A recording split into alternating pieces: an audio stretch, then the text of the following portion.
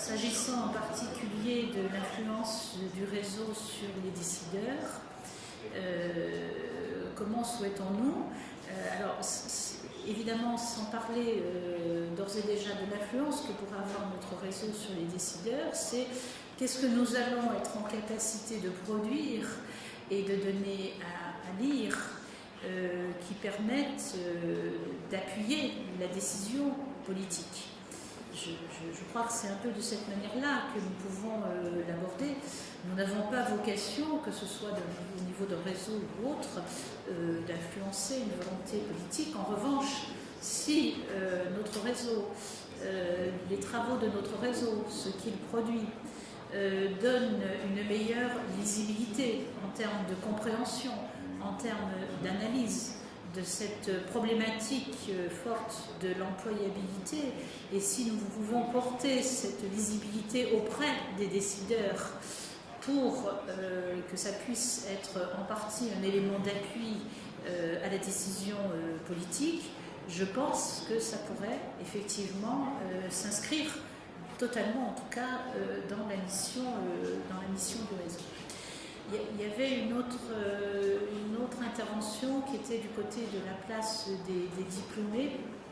Donc, bien évidemment, nous allons ensemble réfléchir sur comment nous allons introduire très rapidement ceux-là même, je dirais, qui font l'objet et qui sont la cible de notre réflexion, c'est-à-dire les étudiants, les bénéficiaires des formations, ceux aussi qui sont peut-être en stand-by par rapport à la question de l'employabilité.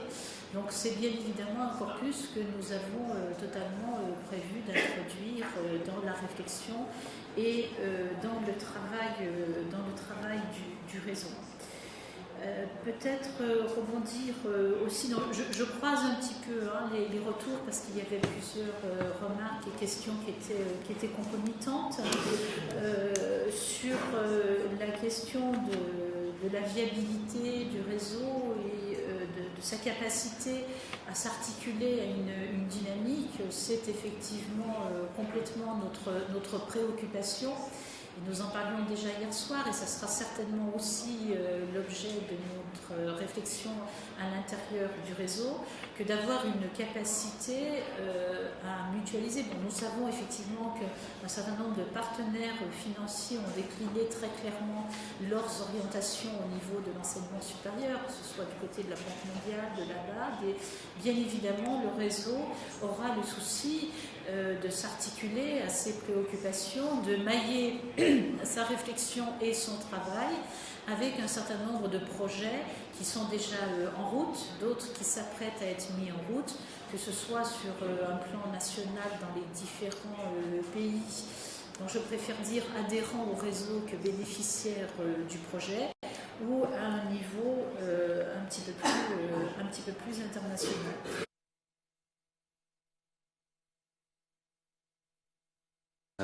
La question pour moi, et de ce fait, n'est pas si l'enseignement supérieur africain ou l'enseignement supérieur professionnel africain deviendra un des instruments majeurs du développement pour l'Afrique, c'est quand ça deviendra. C'est une question de temps sur lequel on peut se mettre d'accord, ou en tout cas il peut y avoir des confusions, mais en tout cas est-ce qu'il deviendra, là-dessus pour moi, ce n'est pas une question. Mais il est évident que plus tôt le temps sera là, moins le coût de cet enseignement supérieur sera moins élevé. Donc plus on attendra, plus ça coûtera plus cher, plus tôt on fera les choses, on sera dans une meilleure situation. Parce que faire des choses qui ne fonctionnent pas coûte beaucoup plus cher que de faire des choses qui fonctionnent. Il est intéressant de noter que dans la réunion de Dakar de 1992, séminaire organisé par l'UNESCO, pour les Sénégalais, ils le savent, M. André Sonko, alors ministre de l'Éducation du Sénégal, je crois ministre pour environ une dizaine d'années, a recommandé déjà dans des termes sans doute légèrement différents la nécessité impérieuse pour les formations professionnelles universitaires de s'ancrer dans les milieux professionnels. Donc on voit bien là aussi qu'il n'y a pas quelque chose de nouveau qui dit le rapport reprend quelque chose qui a été dit donc 1992, quelques années auparavant. Donc il existe apparemment, comme on dit aujourd'hui, dans les discours de la Banque mondiale et des grandes institutions, ce qu'ils appellent un alignment, objective alignment, un alignement objectif entre les principes des différentes institutions. Mais on sait bien, les décideurs politiques, les institutions internationales, les décideurs économiques, la communauté universitaire dans son ensemble, ce qui inclut les bénéficiaires, c'est-à-dire les formations des étudiants, il y a un espèce d'accord sur ce principe. Alors, comment expliquer que s'il y a un diagnostic partagé, s'il y a un consensus de principe, comment expliquer que ça ne fonctionne pas? Sur le plan du positionnement des apprenants, s'agissant de leur préparation avant d'entrer dans les formations professionnelles, s'agissant de leurs possibilités de choix, en tout cas d'orientation, sur leurs possibilités, ou en tout cas sur leur implication, tout le monde dit que les étudiants sont au centre, donc ça veut dire qu'il faut qu'ils soient vraiment fortement mobilisés, fortement acteurs, et ainsi de suite. Ça aussi, tout le monde le sait. Mais essayons de regarder les pratiques réelles. Donc, maintenant, j'ai dit les 5 points que j'avais indiqués. Si on regarde les pratiques réelles, qu'est-ce que ça donne? Donc, à la suite des différentes recommandations mentionnées précédemment, aujourd'hui, la présence de nombres non négligeables dans les conseils d'administration des universités, on voit de plus en plus arriver, je dirais, des gens d'entreprise. Mais qu'est-ce qu'on leur demande? On aurait pu penser, si ces gens-là arrivent dans les conseils d'administration des universités, c'est pour apporter une compétence qui n'était pas là, une vision qui était différente, et ainsi de suite. Mais pour l'anecdote, j'ai fait partie d'un certain nombre de conseils d'administration, on se rend compte, ce qu'on demande aux universitaires, enfin en tout cas, ce qu'on demande, le lapsus, ce qu'on demande aux entreprises, c'est d'agir comme des universitaires.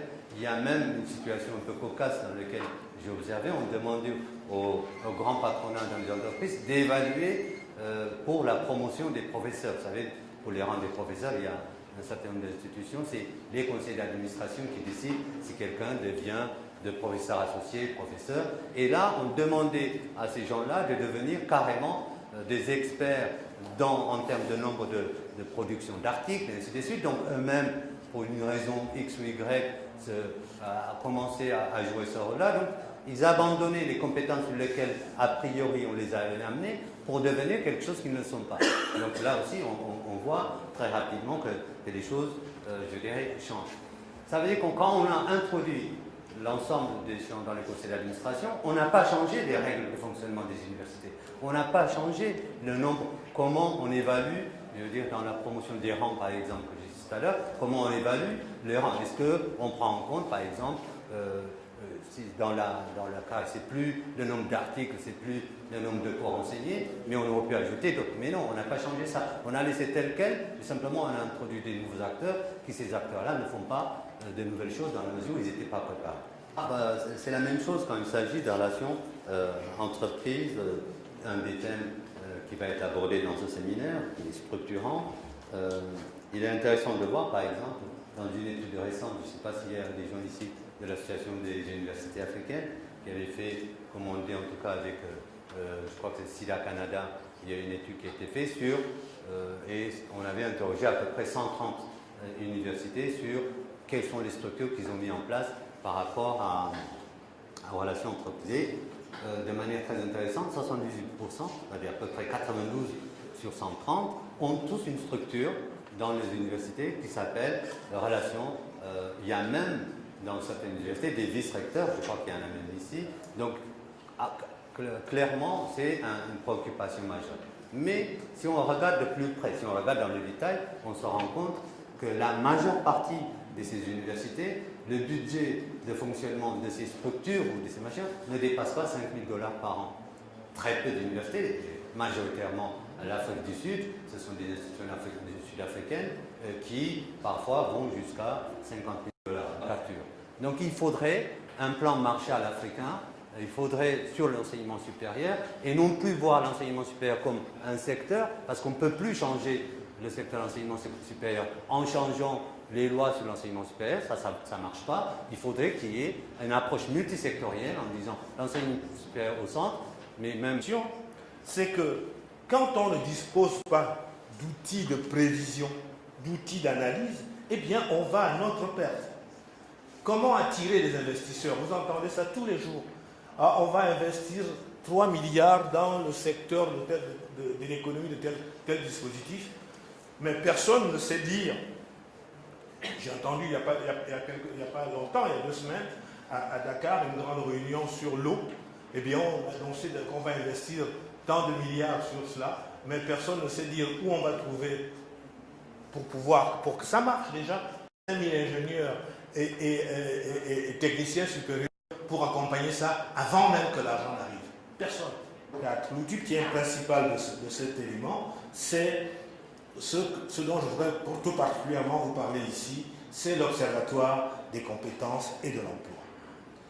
Je le disais tout à l'heure, si vous voulez faire qu'il y ait moins de pertes financières, faire qu'il y ait une adéquation réelle entre les besoins qui vont arriver en formation et les possibilités et les orientations à donner aux structures de formation maintenant, et même des investissements à donner aux acteurs de la formation pour qu'ils y aillent, eh bien, vous ne pouvez pas le faire si vous n'avez aucun indicateur, en tout cas aucun élément prospectif où vont vos économies. Donc, il y a donc forcément une sorte d'évolution des métiers, et donc c'est cette évolution des métiers qu'un organisme comme l'Observatoire des compétences de l'emploi doit aussi mettre en valeur pour au fond permettre aux structures de formation de s'adapter. Quels sont au fond les avantages d'un tel outil? Les avantages d'un tel outil seraient d'abord de prévoir les besoins nationaux et régionaux en compétences et par secteur d'activité. Cela peut, avec la méthode dans laquelle on travaille aujourd'hui, c'est une méthode qui est à la fois, j'en parlerai tout à l'heure, mais l'objectif c'est finalement de pouvoir permettre à l'étudiant qui veut s'orienter de se dire, je ne vais pas m'orienter par hasard, voilà les tendances de l'économie nationale, voilà les secteurs où il va y avoir de l'emploi, à Bac plus 2, à Bac plus 3, à Bac plus 5, donc je vais m'orienter tenant compte aussi des volumes et même des salaires qui sont versés dans ces secteurs-là, parce que les secteurs ne se ressemblent pas. Donc l'étudiant va avoir la possibilité de choisir et de tracer. La deuxième chose, c'est les organismes de formation par rapport à ça.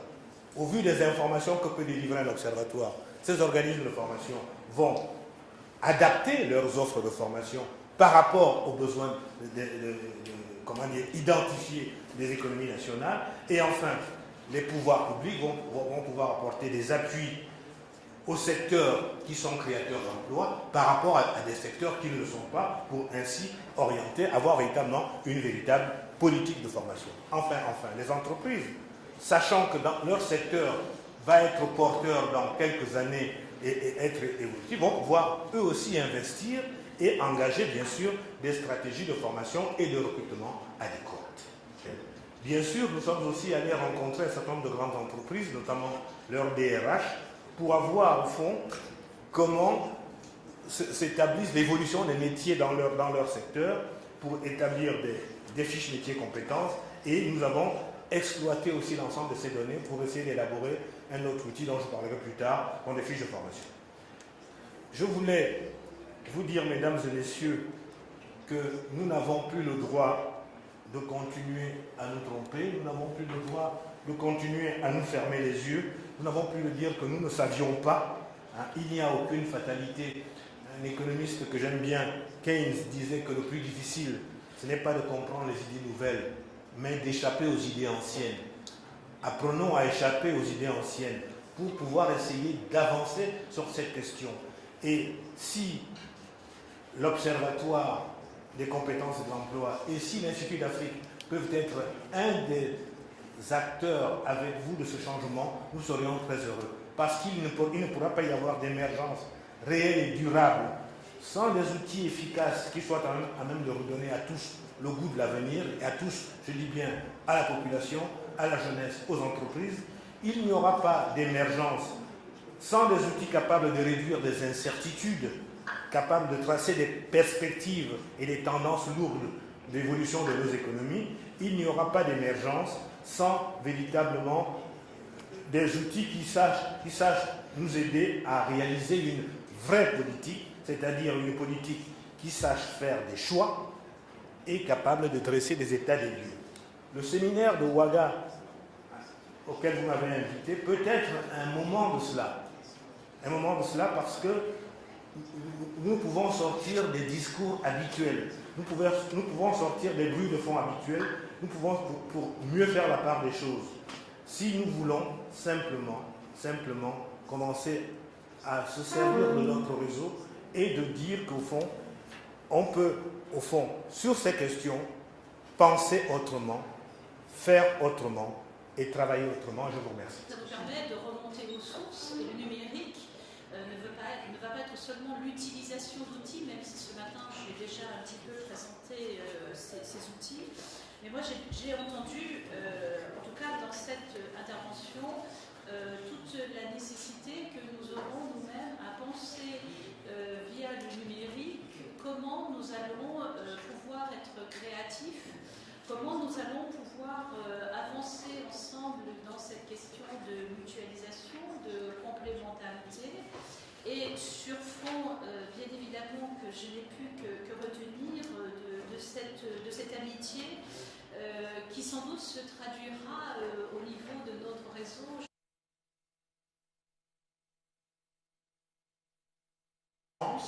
Et considérer que si les réseaux numériques travaillent à la vitesse de la lumière, il est extrêmement important que nos sociétés restent dans la temporalité des échanges, de la communication sociale.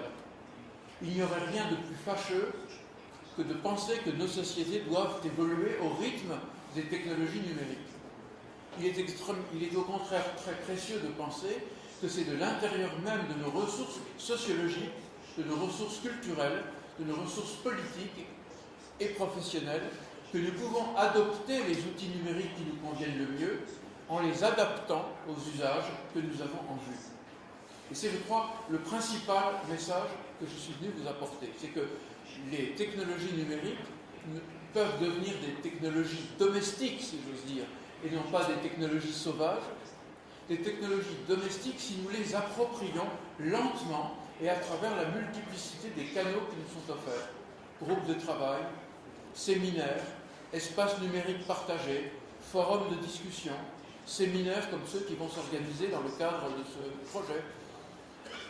Échanges informels, puisque l'une des caractéristiques du numérique, c'est qu'il favorise beaucoup d'échanges informels, horizontaux, aléatoires, entre des personnes qui ne pourraient pas se rencontrer physiquement, ou des personnes qui se situent à des lieux différents de la société, ou à des moments différents de leur parcours de vie.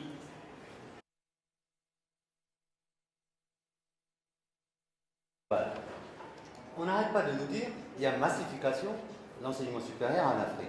Je suis désolé, on n'est pas encore à 5%. Quand il n'y a pas 5%, on appelle jusqu'à 15%, et ça, la plupart des gens en sciences d'éducation vous le diront, moi je ne suis pas en sciences d'éducation, jusqu'à 15%, on appelle ça une formation d'élite. C'est entre 15% et 50% qu'on commence à parler de massification, et à partir de 50% qu'on parle d'universalisation de l'enseignement supérieur. Donc, quand on a 4%, 3% dire qu'il y a une massification de l'enseignement en Afrique, je veux dire, c'est une plaisanterie, quoi. Essayons d'évaluer quel est le coût, mais le coût réel, pas simplement le coût que les uns et les autres peuvent consentir pour avoir bonne conscience, mais le coût réel de ces transformations-là, et on peut emprunter. C'est-à-dire qu'on peut payer sur 20 ans, sur 30 ans, parce que là, on aurait développé une économie interne, on aurait développé un développement interne qui pourra, derrière, payer sans ça. De toute façon, on est en train de partir dans l'autre sens.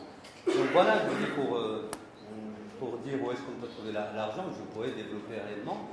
Je voudrais commencer par dire, peut-être que je n'ai pas bien dit au début quand j'ai commencé pour présenter cette vie antérieure dans laquelle j'ai mené cette expérience à l'université.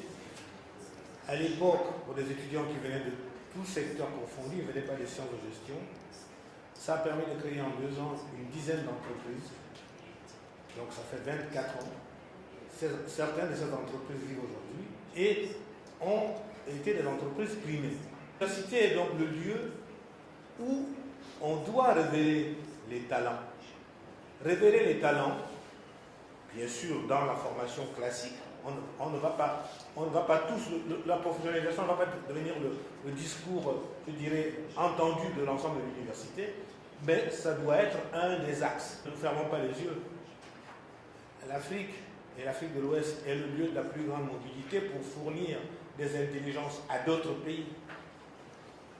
Certes, quand on ne trouve pas du travail ici, forcément on va le trouver ailleurs, etc. etc. Il ne faut pas se fermer les yeux. Ça fait partie des questions que nous devons nous poser, mais il ne faut pas penser que nous formons pour dire « Ah ben, à un moment ou à un autre, il y aura du chômage, et donc comment on va faire ?»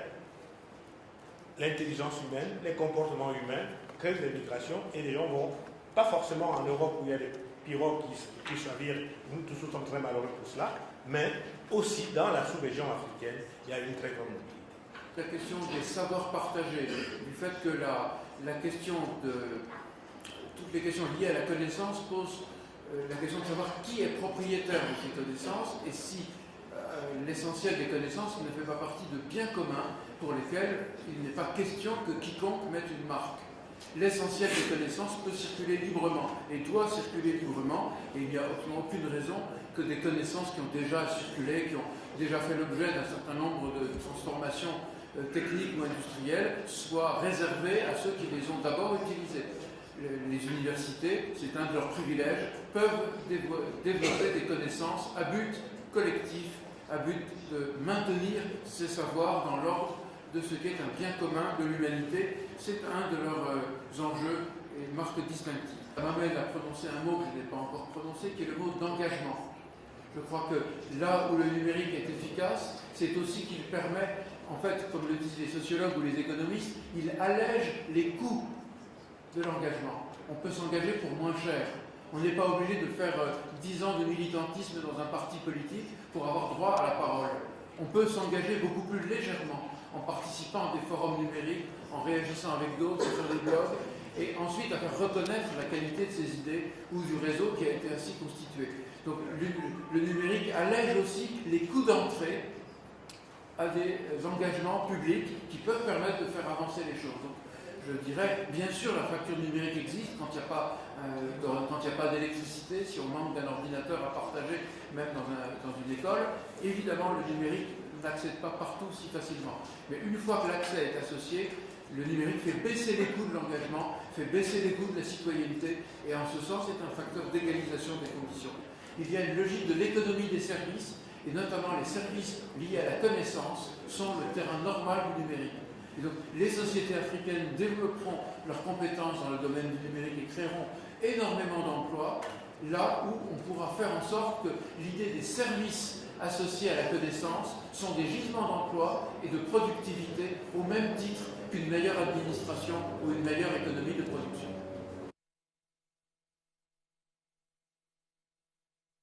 C'était aussi d'échange de pratiques. Donc, comment le réseau pourrait-il effectivement être un appui, un support intéressant et pertinent pour échanger ces pratiques. Dans ces échanges, moi j'entends effectivement aussi de la mutualisation, de la capitalisation et du transfert. Il me semble que c'est à peu près ce qui a été évoqué dans chacune des thématiques à des degrés différents. Un autre point est apparu par rapport à la question des besoins identifiés dans chacun des domaines, qui me semble-t-il a fait écho à la proposition des ateliers que nous souhaitons mettre en place. Donc, on a évoqué déjà hier la possibilité que nous envisagions de mettre en place 4 ateliers dans différents pays adhérents au réseau, des ateliers thématiques. Vous-même avez fait déjà apparaître certaines thématiques au moment de la restitution des ateliers. Et ces ateliers thématiques, dont vous semblez confortés qu'ils doivent avoir une composante formation, doivent aussi avoir une composante de réflexion par rapport au terrain, de réflexion par rapport aux expertises existantes et vraisemblablement aussi de repérage des connexions possibles avec les acteurs qui sont présents, impliqués, concernés dans l'environnement de notre projet. Vous avez évoqué les conférences numériques, donc les séminaires numériques que nous allons effectivement mettre en place, qui, au fil fil du temps, nous avons prévu une conférence mensuelle, globalement, en démarrant au mois de décembre. Donc ça nous laisse quand même un certain nombre de possibilités.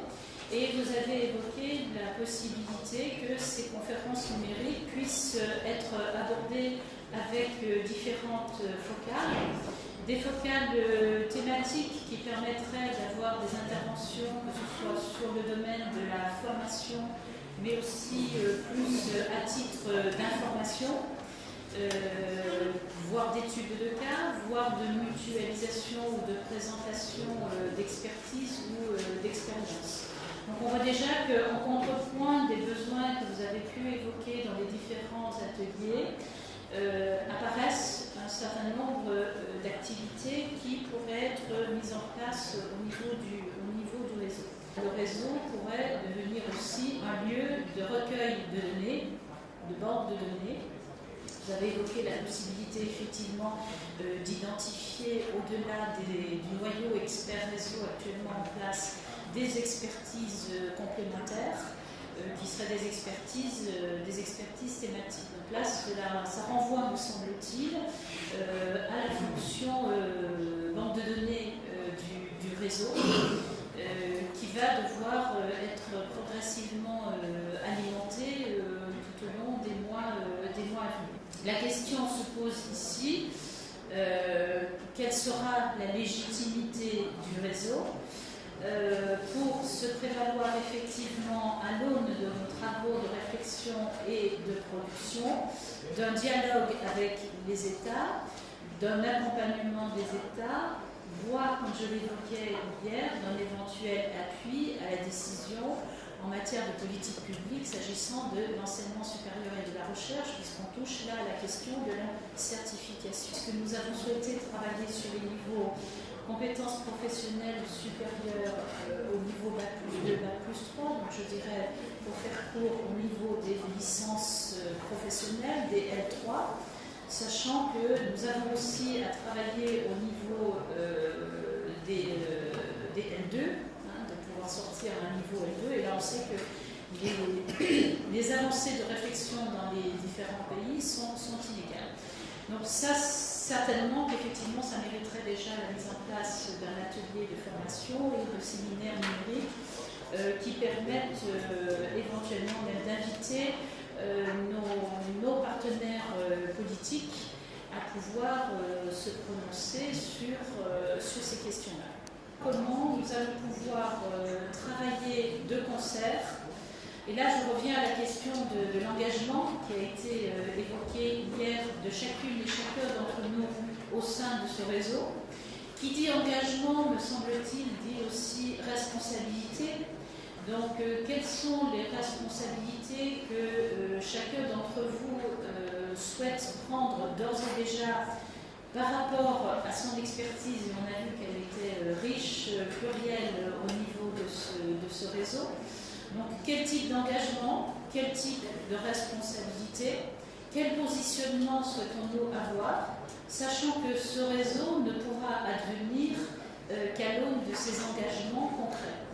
Donc, pour finir, peut-être je nous engage dès cet après-midi à ce que nous puissions concrètement nous positionner sur des expertises spécifiques et des responsabilités, des engagements que nous pourrions prendre en tant qu'experts au sein de ce réseau.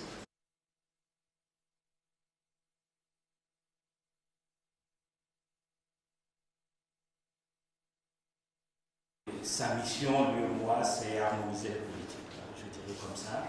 Elle a été fondée en 1994, donc l'année prochaine, lui et moi, aura 20 ans. Et l'idée, c'était de travailler davantage entre les éléments pour harmoniser leur politique économique, de façon générale, créer une union d'alerte et un marché commun. Et naturellement, qui dit marché commun évoque la question des performances économiques, dit forcément politique sectorielle pertinente, parmi lesquelles les politiques de développement humain autour de la formation professionnelle, l'enseignement supérieur et aussi les questions de santé, etc. En ce qui concerne la formation professionnelle, notre réflexion, c'est de dire que l'approche régionale doit être plus une approche de coopération, de création de synergies, de partage de bonnes pratiques. C'est cette façon qu'on apporte des bonnes, des valeurs ajoutées.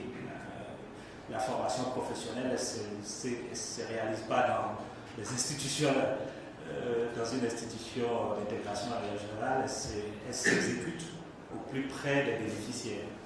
Donc l'idée, ce n'est pas de créer des institutions au niveau régional, mais c'est simplement de dire notre philosophie, vraiment notre approche, c'est vraiment le principe de subsidiarité, de dire on accompagne des initiatives qui marchent et qui permettent de bénéficier des expériences des uns et des autres. Donc le fait qu'il y ait un réseau comme celui-là qui se préoccupe de faire en sorte que les universités, les acteurs majeurs partagent leurs expériences, travaillent ensemble pour élaborer des outils, pour partager des pratiques, rencontre vraiment notre modalité d'intervention.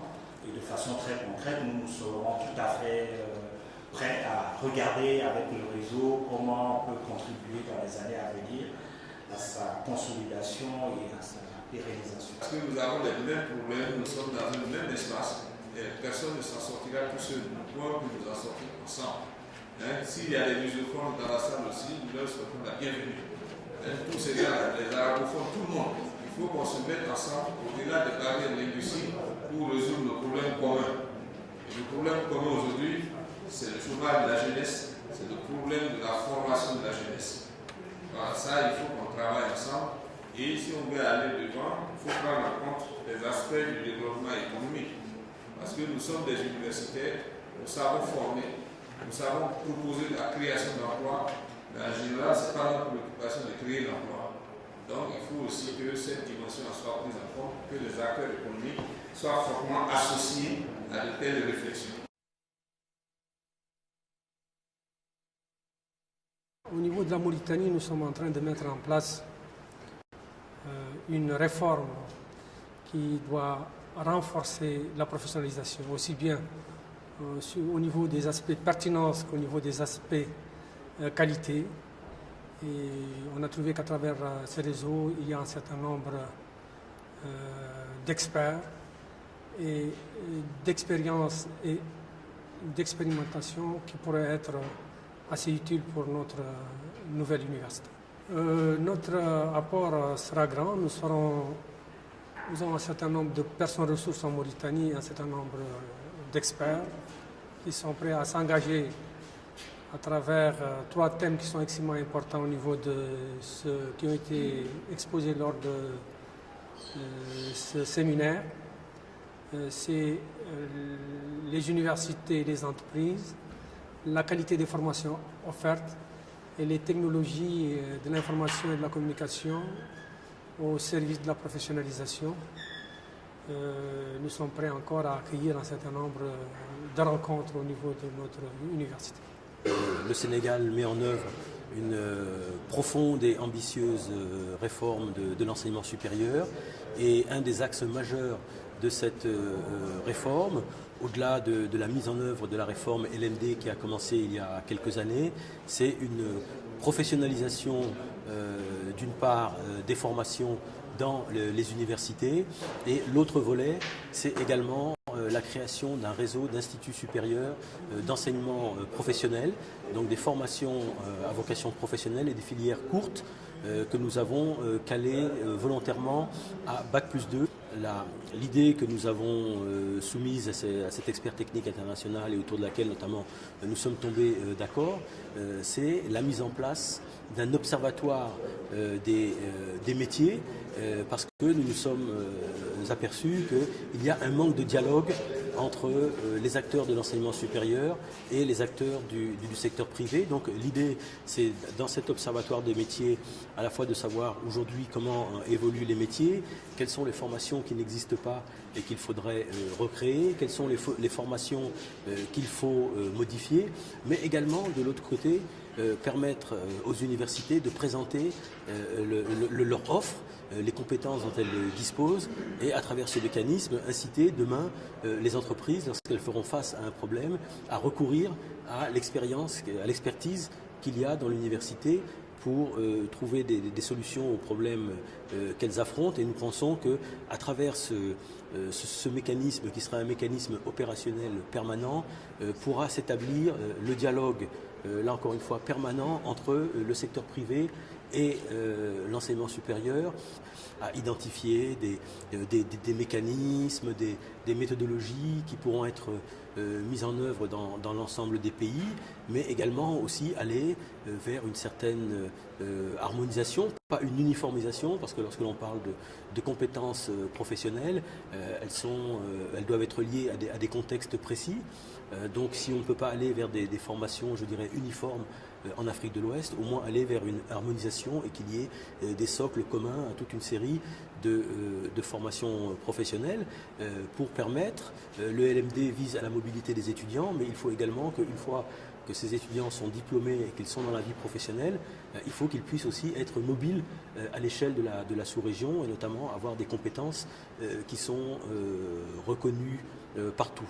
Utiliser le numérique à la fois pour rester en contact et mener toute une série d'activités. Donc je pense que de ce point de vue-là, je pourrais peut-être apporter une certaine expérience et puis également partager avec l'ensemble des collègues les éléments de politique que nous sommes en train d'élaborer, notamment sur les formations professionnelles courtes de niveau Bac+2 et voir comment globalement dans l'ensemble de la sous-région pouvoir mettre en place ce type de formation et qu'au moins au niveau des mécanismes, ce sont des formations en alternance qui sont articulées aux potentialités socio-économiques des régions dans lesquelles elles sont implantées. Bon, nous pensons qu'il y a un certain nombre en œuvre par l'ensemble des membres du réseau. I have done a lot of work in the area of university business relations, professionalism, and entrepreneurship. I was asked to come over and share the success story of our center, which is self-sufficient and is able to raise its own money to do its own things. That is why I was asked to come in and share my experience with the other delegates. And we have to find solutions to African problems. Africans finding solutions to their own problems. That is what is unique. The world is not waiting for us. Our youth are continually being unemployed. We need to find jobs for them. We need to find a lot of models. Fortunately, we have successful models around. We just have to adapt it to suit our own environment. The Germans, the French, Europeans, they are all going through different challenges, but they have found models that are solving their problems. So we should rather pick those models and adapt it to fit our African environment. And one of the key things that people talk about is the issue of funding some of these problems. And I keep telling them that industry benefits from the students we produce. So it is only fitting that this industry invest. And that is what we've done in our university, and it's helping us. You have to brand yourself as a university, become an attractive place. You have to open up. Because if you think you are successful, there may be somebody who is even more successful than you. Somebody can criticize you constructively. So, from this network, I want to open it up. All our colleagues who want to learn from us, we will give them all the information, and then we move from there. So I think it's going to be a wonderful platform for us to share our experience and then enjoy the benefits. Forum Université Entreprise, une rencontre qui a réuni plus de 350 participants, essentiellement venant des milieux d'entreprise et des milieux académiques, pour discuter des modalités du renforcement de partenariat entre l'université de Douala et les entreprises. Et donc je pense que ce que nous faisons actuellement à Ouagadougou s'inscrit tout à fait dans ce qui a été fait à Douala. Être dans ce réseau revient en quelque sorte à réfléchir ensemble pour trouver les meilleures modalités possibles de renforcement de ce partenariat. J'attends principalement de ce réseau, c'est que nous puissions fédérer, mutualiser nos ressources, nos compétences, nos projets, afin que ce que nous faisons de part et d'autre puisse être mutuellement bénéfique. Donc que chacun puisse apporter son imagination, sa capacité de création au bénéfice de l'ensemble des membres du réseau. J'attends de ce réseau une certaine collaboration parce que déjà au Mali, on manque d'experts déjà pour évaluer toutes les formations. Parce qu'en général, c'est les enseignants du public qui évaluent les formations. Mais comme maintenant, c'est imposé même aux institutions publiques de venir à l'habilitation, donc on aura recours au réseau pour nous aider dans ce sens. Et surtout dans plein de domaines comme la mise en place du LMD qui pose énormément de problèmes dans tous nos pays.